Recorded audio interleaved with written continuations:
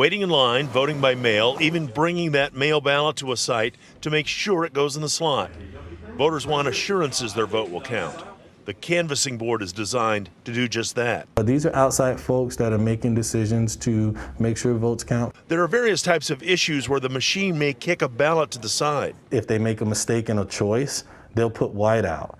Well, if you put white out, the machine is not going to recognize white out. But an inspection by the board will recognize voter intent, and the vote will count. In their determination of voter intent, it's beyond and to the exclusion of a reasonable doubt. Anderson says the board is balanced, Democrat, Republican, no party affiliation, each with the task of making sure that even a ballot with an improper mark is reviewed. Some voters may use an X or check mark, and they may improperly make a selection, but that's okay because a human eye is reviewing it at the end of the day to ensure that your choice counts. The canvassing board, of course, sees ballots and how they're filled out, but nothing more. The canvassing board does not know where that ballot came from or who voted it, so the three of them will have to make a decision on what the intent was of the voter. In the case of a race so close it needs to be recounted, the canvassing board will oversee it.